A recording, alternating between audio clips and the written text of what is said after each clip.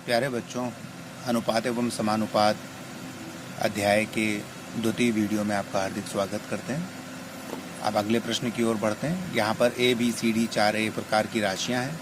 उनमें ए और बी में परस्पर अनुपात 2:3 है, बी और सी में परस्पर अनुपात 3:4 है, सी और डी में परस्पर अनुपात 4:5 है। तो उनकी तुलना करनी है और ए और डी का 7 अनुपात ज्ञात करना है। हमने ए, बी और सी, डी इनको परस्पर समानुपात में लिख दिया। ए और बी का अनुपात 2:3 था, बी और सी का अनुपात 3:4 था, सी और डी का अनुपात 4:5 था। तो प्यारे बच्चों, जब हम देखते हैं कि ए बी और बी सी का जो संबंध है वो इस बी से है और बी में 3 इन दोनों में उभयनिष्ठ है, तो ए अनुपात बी 2:3 है, बी और सी का अनुपात 3:4 है। अतः ए बी सी का अनुपात 2:3:4 हो गया।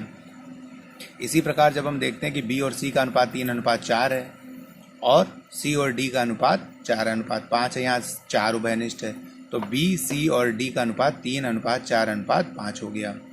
जब हम इनको समेकित रूप से देखते हैं तो दिखाई पड़ता है कि 2:3:4:5 हो जाएगा ए बी सी डी का अनुपात। और अंत में जो एक प्रश्न का भाग था कि ए और डी का अनुपात क्या होगा, तो ए 2 है और डी 5 है, तो ए और डी का अनुपात 2:5 हो जाएगा।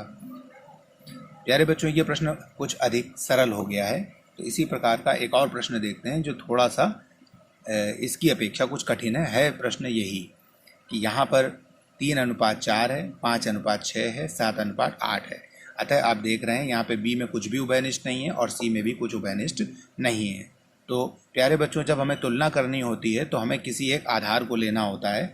हम ये प्रयास करते हैं कि किसी प्रकार से हम एक आधार प्राप्त कर पाएँ जिससे हम दूसरों की तुलना कर पाएँ। यहाँ पर चूँकि दोनों अनुपातों में बी उभयनिष्ठ है, तो हम ये प्रयास करेंगे कि प्रथम अनुपात में बी के स्थान पर 1 आ जाए। तो 1 लाने के लिए 3 और 4 में 4 से भाग दे देंगे। जो जिसकी जगह 1 लाना है उसी से भाग दे दीजिए। 4 की जगह 1 लाना है, 4 से भाग दीजिए, 1 आ गया। 3/4 ऐसे ही रखा रहने दीजिए। बी और सी में बी के स्थान पर 1 लाना था, यहाँ पर बी के स्थान पर 5 था, सी के स्थान पर 6 था, 5 से भाग दे दिया, तो 1:6/5 आ गया।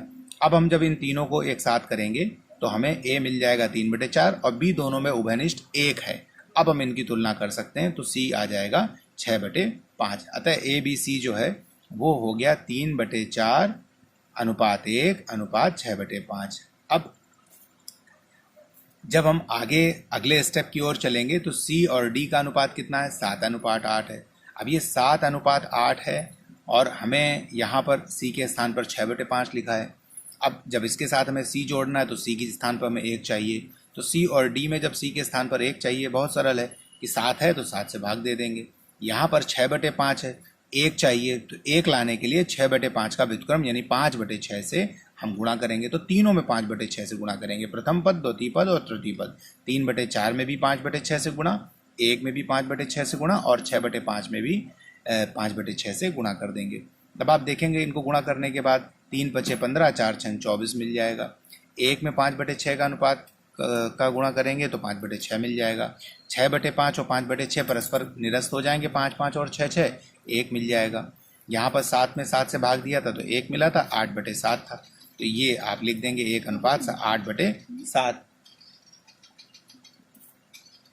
ए बी सी डी, ए के स्थान पर 15/24, बी के स्थान पर 5/6, सी के स्थान पर 1 और डी के स्थान पर 8/7। अब यहाँ पे सी उभयनिष्ठ है और दोनों जगह इसका मान 1 है, अतः हम इसको इससे रिप्लेस करते हैं। अब हम अगले प्रश्न को देखें। पिछले प्रश्न में हमने देखा था कि जो भिन्न थी उनके हरों में क्रमशः 24, 6, 1 एवं 7 था। उनके हरों को समान करने के लिए 24, 6, 1 और 7 इसका लघुत्तम निकाल लेते हैं। जब इसका लघुत्तम निकालेंगे तो 168 आ जाएगा। अब 15/24 है, 24 के स्थान पर 168 लाने के लिए 7 से गुणा करना पड़ेगा, तो अंश और हर में 7 से गुणा कर देंगे। 6 के स्थान पर 168 लाने के लिए 28 से गुणा करना पड़ेगा, तो अंश और हर में 28 से गुणा कर देंगे। यहाँ पर 1 लिखा था सी के स्थान पर, तो ऊपर और नीचे 168 से गुणा कर देंगे। यहाँ पर डी का हर 7 था, तो 24 से ऊपर और नीचे गुणा कर देंगे। तो अब आप ये देखते हैं कि गुणा करने के बाद इन सबके हर समान हो गए हैं, तो अंश 105, 140, 168 और 192 मिल गए। यही आपका अभीष्ट ए बी सी और डी में अनुपात हो गया है। अगले प्रश्न की ओर चलते हैं। दो संख्याओं का अनुपात 7:11 है, उनका लासा आपको दिया गया है 770, तो संख्या ज्ञात कीजिए। प्यारे बच्चों, कक्षा 7 में ही हम जब रैखिक समीकरण हल करते हैं तो वहाँ पर इस प्रकार के तमाम प्रश्न हम देखते हैं, और जब भी अनुपात दिए रहते हैं तो हम उन संख्याओं को 7x एवं 11x के रूप में मान लेते हैं। तो हमने मान लिया कि संख्याएं 7x एवं 11x हैं, तो इनका लघुत्तम जब निकालेंगे 7x और 11x का, हमें नहीं पता x क्या है, तो सबसे पहले x से ही भाग दे लेते हैं। तो x का भाग 7x में देंगे 7 आएगा, x का भाग 11x में देंगे 11 आएगा, 7 11 लेके इनका लघुत्तम आ जाएगा 77x। अब जो लघुत्तम है वो हमें प्रश्न में दिया गया है कि वो 770 है, तो 770 और 77x को समान कर देंगे, x का मान 10 आ जाएगा। अब x का मान वापस उठा के संख्याओं में लगा देंगे, 7x 7 गुणे 10 70, 11x 11 गुणे 10 110, यही दोनों संख्याएं हो जाएंगी, यही आपका अभीष्ट उत्तर है। एक अंतिम प्रश्न और देख लेते हैं।